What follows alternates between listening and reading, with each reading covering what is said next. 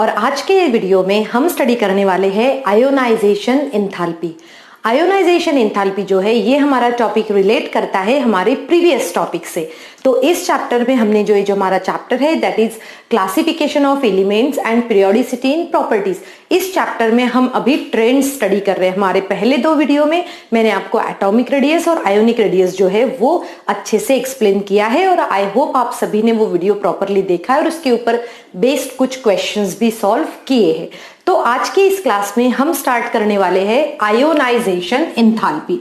तो ionisation enthalpy student ये एक ऐसा टॉपिक है जो आपको आयोनाइजेशन एंथैल्पी जो है आपको चैप्टर इनऑर्गेनिक के जितने भी चैप्टर्स है चाहे वो क्लास 11th में हो या क्लास 12th में हो तो आपको इन सभी का बेसिक्स जो है वो प्रॉपरली पता होना चाहिए क्योंकि बहुत बार हम इन टर्म्स का यूज करेंगे। तो चलो बेसिक्स से स्टार्ट करते हैं और इस टॉपिक को बहुत ही अच्छे से पढ़ते ताकि हमारे माइंड में कोई भी डाउट नहीं रहे। तो let's start with today's class with ionisation enthalpy. Okay, so ionisation enthalpy को हम ऑफन या तो IE से भी रिप्रेजेंट करते हैं या फिर इस तरीके से डेल्टा H और यहाँ I लिख के भी या सिंपली हम यहाँ ऐसे I लिख के भी रिप्रेजेंट कर सकते हैं। तो अभी हम देखते हैं कि सबसे पहले definition of ionisation enthalpy. Okay, so ionisation enthalpy क्या होती है? Ionization enthalpy is energy required to remove outermost electron। क्या कह रहे हैं हम? ध्यान से समझो। Energy required to remove outermost electron from gaseous or isolated atom। अब देखो इसका मीनिंग क्या है, पहले हम इसको समझ लेते हैं। हमने क्या कहा कि भाई आयोनाइजेशन एंथैल्पी ये क्या होती है? Ionization enthalpy it means energy required to remove outer most electron from gaseous और आइसोलेटेड एटम। हमने यहाँ पर वर्ड यूज किया है गैसियस और आइसोलेटेड एटम। गैसियस और आइसोलेटेड एटम मीन्स क्या होता है? जब आप देख रहे हो कि गैसियस एटम मीन्स क्या होता है, जब एटम्स एक दूसरे से बहुत ज्यादा दूर होते हैं उनके ऊपर कोई भी फोर्स ऑफ अट्रैक्शन या फिर फोर्स ऑफ रिपल्शन नहीं होता, उस सिचुएशन को हम कहते हैं gaseous atom. Isolated atom means भी वही हुआ कि भाई जिस उसके ऊपर ना कोई फोर्स ऑफ इंटरेक्शन है, इंटरेक्शन इट मीन्स ना उसके पास में ना ही कोई फोर्स ऑफ हम कहेंगे कि फोर्स ऑफ अट्रैक्शन है और उसके पास में फोर्स ऑफ रिएक्शन है।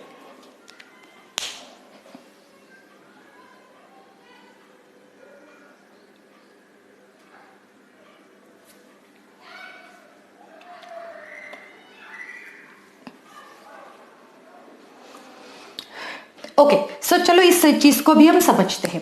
कंसिडर करो कि ये क्या है? एक एटम है जिसको मैंने क्या कहा है? M। अब ये एटम क्या करता है? अपने आप में से एक इलेक्ट्रॉन को निकाल देगा। अब समझो इसको, अगर एक एटम अपने आप में से एक इलेक्ट्रॉन को निकाल देगा तो इसका चार्ज कौन सा हो जाएगा? M पॉजिटिव होगा। और ये इलेक्ट्रॉन को निकाल रहा है और हमने क्या कहा कि उसको कुछ एनर्जी की जरूरत पड़ती है और ये सब करने के लिए उसको कुछ एनर्जी की जरूरत पड़ी है। तो हम उसीलिए उसका क्या कहेंगे कि यहाँ पर जो एंथैल्पी लग रही है, आयोनाइजेशन एनर्जी लग रही है, वो हमने क्या कहा है? वो हमने कहा है पॉजिटिव। पॉजिटिव क्यों कह रही हूं मैं? क्योंकि यहां पर देखो पॉजिटिव मींस क्यों? क्योंकि ये कौन सी रिएक्शन है? एंडोथर्मिक रिएक्शन है। क्योंकि जब भी किसी एटम में से किसी इलेक्ट्रॉन को आप निकाल रहे हो, ठीक है, अपने आप से किसी को निकाल रहे हो तो उसको एनर्जी की जरूरत तो हमेशा ही पड़ती है। ठीक है, अब देखो यहाँ या फिर हम ये कह सकते हैं कि किसी मेटल को जब आप क्या सप्लाई कर रहे हो, ये एनर्जी सप्लाई कर रहे हो, तब वो क्या कर सकता है? ये पर्टिकुलर एटम अपने आप में से एक इलेक्ट्रॉन को निकाल सकता है और इसी को कहा जाता है ionization enthalpy. Enthalpy means what? Energy भी आप ये वर्ड यूज कर सकते हो। एंथैल्पी हम थर्मोडायनेमिक्स चैप्टर में भी स्टडी करने वाले हैं। हम सिंपली कहेंगे एंथैल्पी भी क्या? एनर्जी का ही फॉर्म है। सो यहाँ पर हमने ये कहा है कि मेटल जिसमें से हम उतनी एनर्जी प्रोवाइड करेंगे उसको तो वो अपने आप में से एक इलेक्ट्रॉन को बाहर निकाल सकता है। अब देखो यहाँ पर हम इसका यूनिट देखते हैं कि ऑफन ये एनर्जी है, ठीक है, और आयोनाइजेशन एंथैल्पी है, इसीलिए इसका यूनिट क्या होता है? इसका यूनिट होता है किलो जूल पर मोल या फिर इसको क्या हो सकता है, किलो कैलोरी पर मोल हो सकता है, या फिर हम कह सकते हैं इलेक्ट्रॉन वोल्ट पर एटम भी ये हो सकता है। तो ये तीनों जो है इसके यूनिट्स हो सकते हैं। जैसे कि अगर मैं कहूं कि जैसे 1 इलेक्ट्रॉन वोल्ट पर एटम जो है ये कितना होता है, अगर हम किलो जूल के साथ में इसका रिलेशन करें तो 96.49 किलो जूल पर मोल, ये होता है इनका रिलेशन। सो जब भी हम इसके यूनिट्स लिखेंगे, जब भी हम इसके बारे में अगर हमें कोई वैल्यू लिखना है तो हमें ये यूनिट्स भी पता होना बहुत ज्यादा जरूरी है। सो स्टूडेंट, आई होप आपको ये समझ में आ गया है ionization enthalpy. Ionisation enthalpy, successive ionisation enthalpy. अब देखो, समझो जरा इसको कि ये सक्सेसिव आयोनाइजेशन एंथैल्पी मींस क्या होता है। सक्सेसिव आयोनाइजेशन एंथैल्पी मींस ये होता है कि जैसे अगर हमारे पास में ये एटम है, हमने क्या कहा, ये एटम अपने आप में से एक इलेक्ट्रॉन को निकाल देगा, तो ये क्या हुई, वह यहाँ पर एक आयोनाइजेशन एनर्जी लगेगी। जब उसने फर्स्ट इलेक्ट्रॉन निकाला तो हमने उसको कहा है आयोनाइजेशन एनर्जी 1, हम उसको कह रहे हैं, ठीक है। अब देखो यहाँ पर हमने क्या कहा, ये तो फर्स्ट आयोनाइजेशन एनर्जी हुई। अब पर अगर किसी एटम में से 2 इलेक्ट्रॉन निकल रहे, किसी एटम में से 3 इलेक्ट्रॉन निकल रहे, तो फिर हम उसकी आयोनाइजेशन एनर्जी कैसे मेजर करते, अब देखो यहाँ पर M पॉजिटिव है, अब इसको हमने और एनर्जी दे दी तो ये क्या करेगा, ये बन जाएगा M2 पॉजिटिव और एक और इलेक्ट्रॉन निकल जाएगा और इसे कहा जाता है IE2। तो ये क्या हो गया है, आयोनाइजेशन, सेकेंड आयोनाइजेशन एनर्जी। फिर हम आते हैं यहाँ पर M2 पॉजिटिव को हमने फिर से एनर्जी दे दी, तो ये कितना होगा, M3 पॉजिटिव और एक और इलेक्ट्रॉन निकल आएगा और इसको कहा जाता है IE3, that is third ionization enthalpy और थर्ड आयोनाइजेशन एनर्जी। तो इन सभी को कहा जाता है successive ionization enthalpies. It means, जैसे अगर हम एग्जांपल ले एल्यूमिनियम का, एल्यूमिनियम में कितना होता है, Al3 पॉजिटिव, तो वो एक साथ तीनों इलेक्ट्रॉन नहीं निकाल रहा है, वो क्या कर रहा है, पहले अपने आप में से एक इलेक्ट्रॉन निकाल रहा है, ठीक है। एक इलेक्ट्रॉन निकालने के बाद में और एनर्जी गेन कर रहा है, फिर दूसरा इलेक्ट्रॉन निकाल रहा है, फिर और एनर्जी गेन कर रहा है, फिर से वो तीसरा इलेक्ट्रॉन निकाल रहा है। और ये जो एनर्जी जो हमें मिली है पहले इलेक्ट्रॉन निकालते समय, सेकेंड इलेक्ट्रॉन निकालते समय, थर्ड इलेक्ट्रॉन निकालते समय, इन्हीं एनर्जीज को कहा जाता है सक्सेसिव आयोनाइजेशन एंथैल्पीज और सक्सेसिव आयोनाइजेशन एनर्जीज, ठीक। अब यहाँ पर देखो, अब हम ये देखेंगे कि इनकी क्या होगा, किसमें से कम होगा, किसमें से ज्यादा, क्योंकि हम जब इसको फाइनली लिखते हैं, जब आप इसको फाइनली लिखने जाओगे तो ये रिएक्शन को कैसे लिखा जाता है, ये रिएक्शन को लिखा जाता है M में से हमने क्या किया, M3 पॉजिटिव निकाला और इसमें से कितने इलेक्ट्रॉन्स निकले हैं, 3 इलेक्ट्रॉन। और यहां पर जो हम फाइनल आयोनाइजेशन एनर्जी लिखेंगे वो आयोनाइजेशन एनर्जी होगी, हम कहेंगे IE1 plus IE2 plus IE3। तो इन्हीं एनर्जीज को कहा जाता है सक्सेसिव आयोनाइजेशन एनर्जी। सो सक्सेसिव आयोनाइजेशन एनर्जी मींस क्या, कि जो भी एनर्जी लग रही है पहला इलेक्ट्रॉन निकालते समय, सेकेंड इलेक्ट्रॉन, कभी कभी तो फर्स्ट और सेकेंड 2 ही इलेक्ट्रॉन निकलते हैं, तो इस तरीके से हम सक्सेसिव आयोनाइजेशन एंथैल्पी के बारे में स्टडी कर सकते हैं। अब हम देखते हैं कि इनकी ऑर्डर क्या होती है, किसमें ज्यादा एनर्जी लगेगी और किसमें कम एनर्जी लगेगी, कैसे समझ में आएगा हमें। देखो IE3, सो इसमें क्या हुआ, इसमें सबसे ज्यादा एनर्जी लगती है, उसके बाद में हुआ IE2 और उसके बाद में हुआ IE1, ठीक है। अब इसको समझने के लिए हम एक छोटा सा एग्जाम्पल ले लेते हैं, वो एग्जाम्पल हमारे डे टू डे लाइफ से भी रिलेट हो सकता है या फिर हम कहेंगे कि हमारे क्लासरूम से भी ये एग्जाम्पल रिलेट हो सकता है। अब सोचो जरा, आपकी क्लासरूम में 10 स्टूडेंट्स बैठे हुए थे, ठीक है, 10 स्टूडेंट्स बैठे हुए हैं और टीचर ध्यान से देख रही है कि भाई कोई बच्चा जो है जो बैक साइड में जो डोर है उससे निकल ना जाए, ठीक है। बट उसने देखा कि वहां पर जैसे ही टीचर का ट्रैक्शन कम हुआ वो फट से वहां से निकल गया। अब एक तो इलेक्ट्रॉन निकल गया, ठीक। अब जैसे ही दूसरे ने सोचा अब इलेक्ट्रॉन्स बचे कम, टीचर का पावर उतना ही है, तो वो क्या करेगा, दूसरे इलेक्ट्रॉन को निकालते समय या फिर दूसरे इलेक्ट्रॉन को निकलते समय ज्यादा टाइम लगेगा, उसको ज्यादा एनर्जी लगेगी। क्यों, क्योंकि अब टीचर ज्यादा फोकस्ड हो गई है, ज्यादा देख रही है कि भाई कैसे है, कौन निकल रहा है, क्या हो रहा है, ठीक है, तो उसको ज्यादा लगेगी। और जैसे 2 अगर निकल गए मान के चलो, तो तीसरे को तो और भी ज्यादा एनर्जी लगेगी। अगर हम इसको इस पॉइंट ऑफ व्यू से देखें, अगर हम एटम्स के पॉइंट ऑफ व्यू से देखें तो समझो इसको, जैसे कि अगर ये एक एटम है, इसमें लास्ट शेल में 1 इलेक्ट्रॉन, 2 इलेक्ट्रॉन 3 इनर शेल्स क्या है, कंप्लीटली फिल्ड है। ठीक है, ये इनर शेल्स जो है ये कंप्लीटली फिल्ड हम दिखाए, ये ऐसे दिखाए, और ये क्या है, न्यूक्लियस है। अब देखो फर्स्ट इलेक्ट्रॉन निकला, यहां पर इसके प्रोटॉन कितने हैं इसके पास में, अगर हमने एग्जाम्पल लिया 13 का, सो Al के पास में कितने हैं, प्रोटॉन 13 है। जब फर्स्ट इलेक्ट्रॉन निकल जाता है तो यहाँ पर इलेक्ट्रॉन कितने बचे, 12 बचे। ठीक है, एक इलेक्ट्रॉन निकल रहा है। दूसरे सिचुएशन में उसके पास में फिर से 13 प्रोटॉन है, बट इस सिचुएशन में इलेक्ट्रॉन कितने हैं उसके पास में, 11 ही है, क्योंकि दूसरा भी निकल गया। थर्ड सिचुएशन में हम देखेंगे कि P जो है ये कितना है, 13 है, और इलेक्ट्रॉन कितने बचे उसके पास में, 10।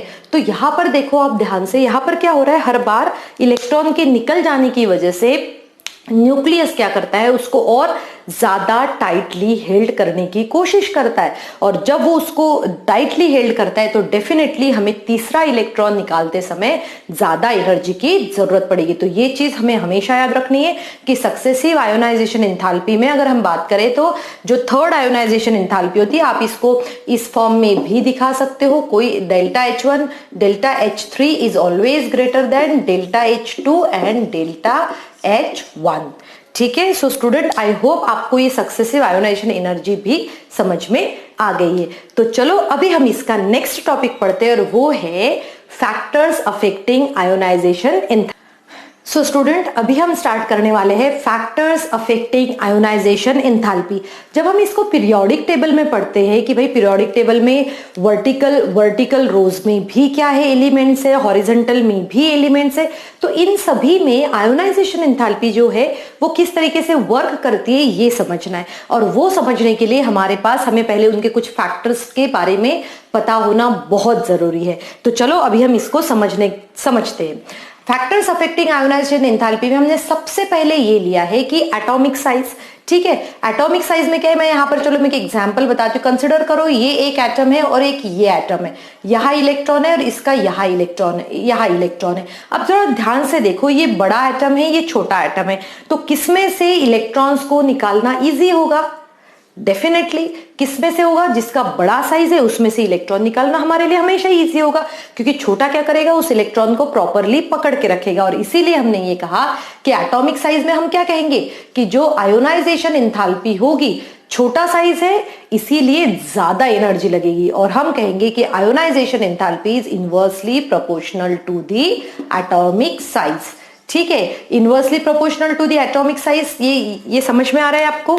तो हम क्या कहेंगे कि भाई अगर एटम बड़ा है, उसका साइज बड़ा है, तो उसमें से इलेक्ट्रॉन निकालने के लिए कम एनर्जी लगेगी, आयोनाइजेशन एंथैल्पी कम होगी। बट अगर किसी एटम का साइज छोटा है तो ज्यादा एनर्जी लगेगी। तो ये कॉन्सेप्ट हम यहाँ पर अच्छे से समझ लेंगे और इसको याद रखेंगे। अब हम आते हैं हमारे नेक्स्ट कॉन्सेप्ट की तरफ, और नेक्स्ट कॉन्सेप्ट है न्यूक्लियर चार्ज। अब न्यूक्लियर चार्ज क्या होता है, चलो समझते हैं। अब जैसे ही हम पूरे अलोंग पीरियड जाते हैं, period it means left to right जाते हैं, तो हम देखते हैं कि नंबर ऑफ प्रोटॉन्स बढ़ते ही जा रहे हैं। ठीक है, तो नंबर ऑफ प्रोटॉन्स जब बढ़ते जाते हैं तब क्या होता है, उसका आयोनाइजेशन एंथैल्पी भी बढ़ते जाएगी। कैसे, चलो मैं ये समझाती हूँ। जैसे अगर मान के चलो यहाँ पर सिर्फ 2 पॉजिटिव चार्ज थे, ठीक है, और अब हम यहां पर आए, इसके पास में 4 पॉजिटिव चार्ज है। ठीक, अब जब ये 2 पॉजिटिव चार्ज और 4 पॉजिटिव चार्ज है, तो मुझे बताओ कहां से इलेक्ट्रॉन को निकालना हमारे लिए इजी होगा। अब ये 4 चार्ज होने की वजह से वो इलेक्ट्रॉन्स को उतना ही टाइटली हेल्ड करेगा। अगर ये न्यूक्लियर चार्ज ज्यादा होगा तो हमें आयोनाइजेशन एनर्जी भी ज्यादा लगेगी। तो हम ये कहेंगे कि न्यूक्लियर चार्ज जो होता है, न्यूक्लियर चार्ज कैसे होता है, डायरेक्टली प्रोपोर्शनल होता है उसके आयोनाइजेशन एंथैल्पी पे। हमने क्या कहा, आयोनाइजेशन एंथैल्पी पे न्यूक्लियर चार्ज क्या करता है, डायरेक्टली प्रोपोर्शनल होता है उसके न्यूक्लियर चार्ज के ऊपर। न्यूक्लियर चार्ज लिख लेते हैं यहाँ पे। ठीक है, क्यों? क्योंकि न्यूक्लियर चार्ज जितना ज्यादा रहेगा उतनी ही आयोनाइजेशन एंथैल्पी भी ज्यादा रहेगी। अब स्टार्ट करते हैं इलेक्ट्रॉनिक कॉन्फ़िगरेशन। स्टूडेंट ये टॉपिक आपने कहीं ना कहीं पढ़ा हुआ है या इसके बारे में आपको पता है, कोई भी नई चीज हम नहीं सीख रहे। अब देखो बहुत ही इंपॉर्टेंट न्यू चीज क्या सीख रहे हैं हम यहाँ पर, और वो है इलेक्ट्रॉनिक कॉन्फ़िगरेशन। अब इलेक्ट्रॉनिक कॉन्फ़िगरेशन में हमें क्या पता होना चाहिए कि जो स्टेबल इलेक्ट्रॉनिक कॉन्फ़िगरेशन होता है, कैसे स्टेबल, और हम स्टेबल किस किस को मानते हैं? हम स्टेबल मानते हैं जैसे कि अगर हाफ फिल्ड हो या फिर कंप्लीटली फिल्ड हो तो हम उसको क्या मानते हैं? ज्यादा स्टेबल कॉन्फ़िगरेशन मानते। तो अगर ज्यादा स्टेबल कॉन्फ़िगरेशन है तो हम इन दोनों को वायलेट करते, हम इन दोनों को नहीं मानते। तो इलेक्ट्रॉनिक कॉन्फ़िगरेशन एक बहुत बड़ा फैक्टर है आयोनाइजेशन एंथैल्पी को एक्सप्रेस करने के लिए, ठीक है। क्योंकि अगर आपका स्टेबल कॉन्फ़िगरेशन, चलो अब मैं एग्जांपल लेती हूँ पी से। अगर हमारे पास में यहाँ पर कुछ शेल्स है, जैसे अगर मैंने कहा है 2p1 2p2 और ये 2p3। सो जैसे कि अगर मान के चलो कि इसमें एक इलेक्ट्रॉन है, इसके पास 2 इलेक्ट्रॉन है, इसके पास में 3 इलेक्ट्रॉन, तो इनमें से सबसे ज्यादा स्टेबल कौन सा होगा? सबसे ज्यादा स्टेबल होगा 2p3। क्यों? क्योंकि वो हाफ फिल्ड ऑर्बिटल है।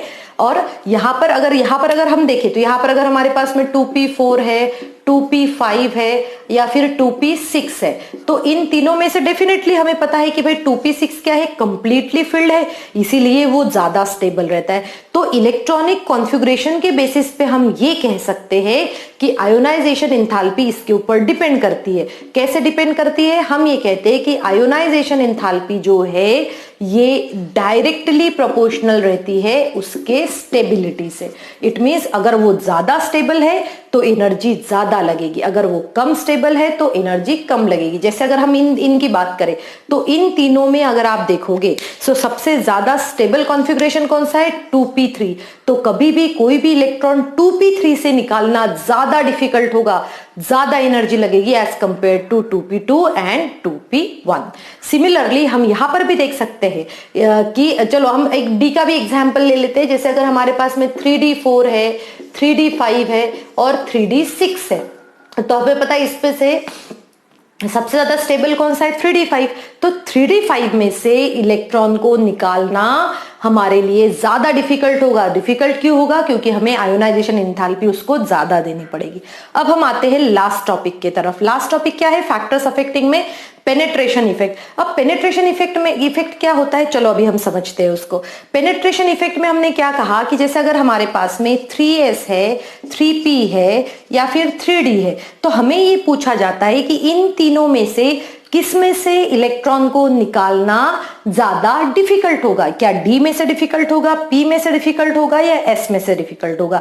तो हम ये कहेंगे कि भाई इसको हम पेनेट्रेशन इफेक्ट कह सकते हैं, या तो फिर हम इसको सिंपल वर्ड में हम ये क्या कह सकते हैं? इसको सबशेल इफेक्ट भी कह सकते हैं। क्या कहेंगे हम इसको?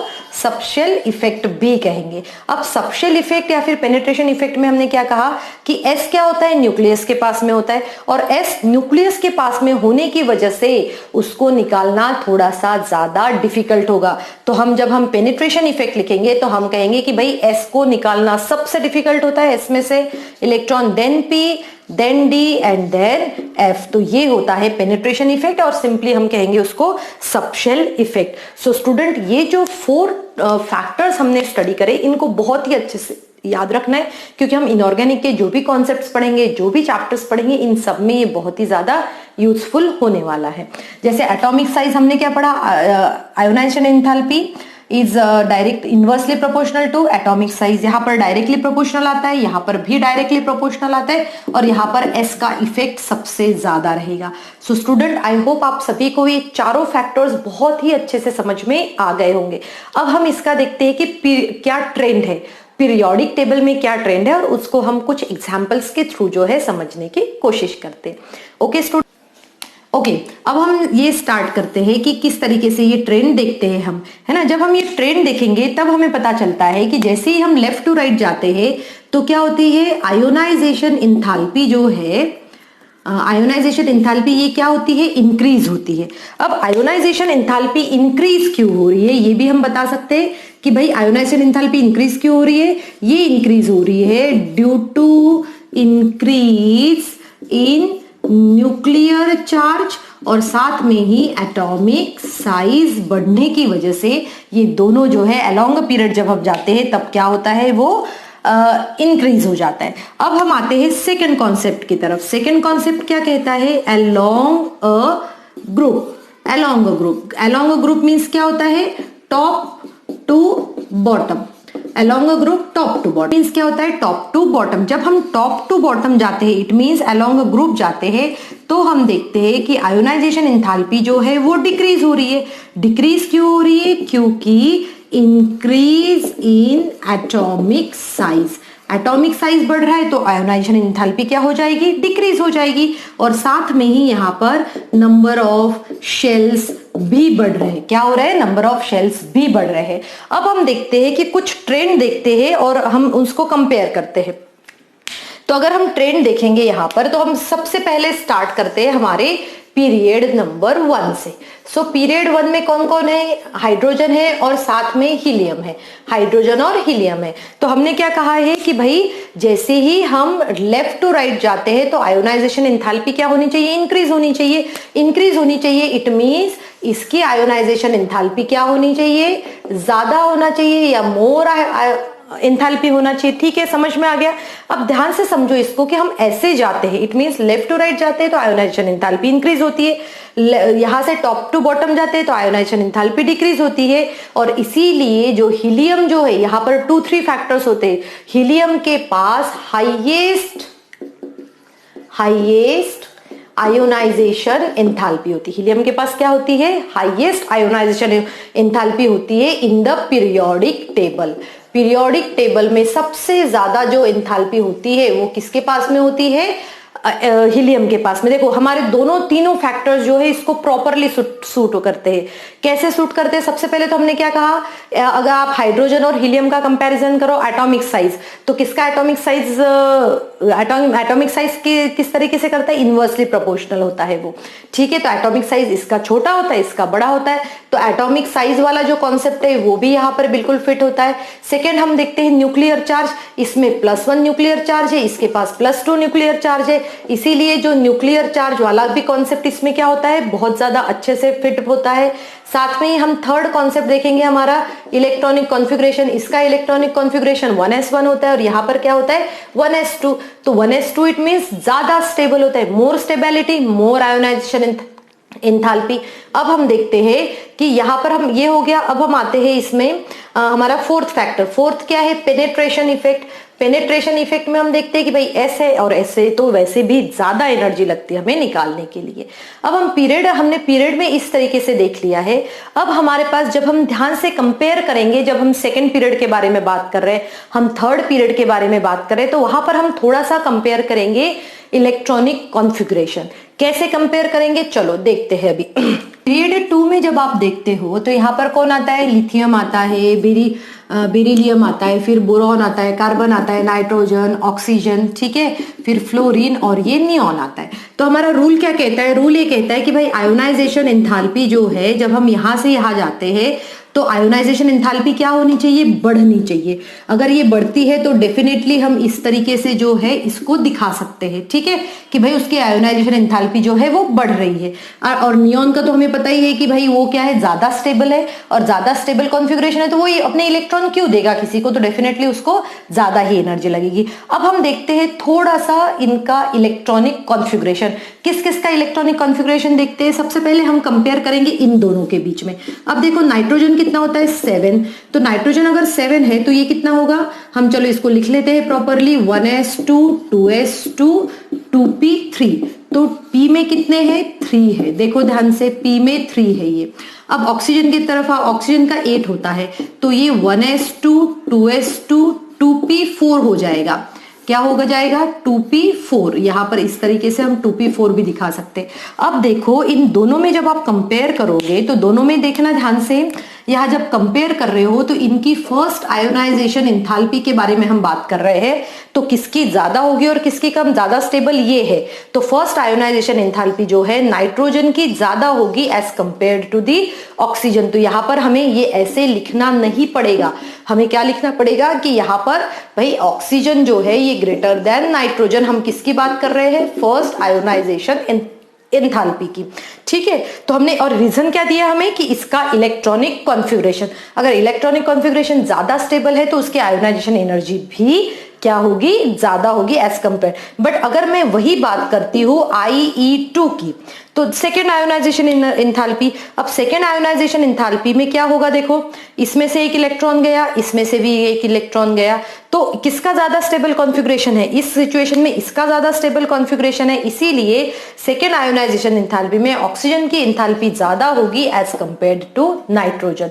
तो जब भी आपको किसी की भी आयोनाइजेशन एंथैल्पी के बारे में डिस्कस करना है, बताना है कि किसकी सेकंड ज्यादा है, किसकी थर्ड ज्यादा है, तो आप हमेशा उसके इलेक्ट्रॉनिक कॉन्फ़िगरेशन जो है उसका प्रॉपरली फोकस कीजिए, उसको लिख कर देखिए और फिर समझिए कि किसकी आयोनाइजेशन एंथैल्पी कम होती है और किसकी आयोनाइजेशन एंथैल्पी ज्यादा होती है। सिमिलरली अगर हम देखें कि भाई ये बेरिलियम की हम बात करें, ठीक है, बेरिलियम की बात करें या और यहाँ पर हम बोरॉन की बात करें, तो ये कौन से हो गए, ये आ गया आपका ग्रुप 2 और ये हो गया है आपका ग्रुप 13।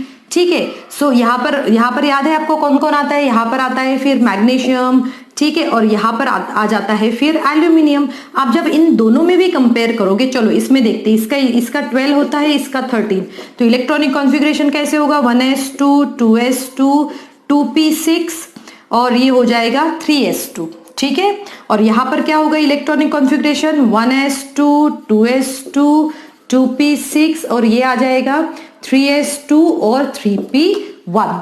अब हम देखते हैं कि इन ग्रुप्स में स्पेसिफिकली ग्रुप 2 की क्योंकि इनके पास में पूरा स्टेबल कॉन्फ़िगरेशन है, पेनिट्रेटिंग पावर इसकी ज्यादा है और इसीलिए जो है यहां से इलेक्ट्रॉन को निकालना थोड़ा सा डिफिकल्ट होगा। इसी so hence first ionization enthalpy of group 2 would be more as compared to group 13। तो ये हम बताना चाह रहे हैं। सो स्टूडेंट, आई होप आप सभी को जो है ये कॉन्सेप्ट अच्छे से समझ में आ गया है, और अगर आपको ये कॉन्सेप्ट अच्छे से समझ में आ गया है तो इस कॉन्सेप्ट से रिलेटेड कुछ क्वेश्चंस है एनसीईआरटी में, आप वो अच्छे से सॉल्व कीजिए। और अगर आपको सो स्टूडेंट, आई होप जो भी टॉपिक मैंने आज की क्लास में पढ़ाया है वो आप सभी को अच्छे से समझ में आ गया है, और अगर नहीं समझ में आया तो आप मुझे कमेंट सेक्शन में लिखिए कि आपको क्या टॉपिक समझ में नहीं आएगा, then I will try my level best to explain it. और अगर आप मेरे चैनल पे न्यू है तो सब्सक्राइब करना बिल्कुल नहीं भूलना है, और अगर ऑलरेडी आपने सब्सक्राइब कर चुका है तो आप सभी अपने अपने फ्रेंड्स के साथ में इसको शेयर भी करना है। Thank you students and have a good day ahead.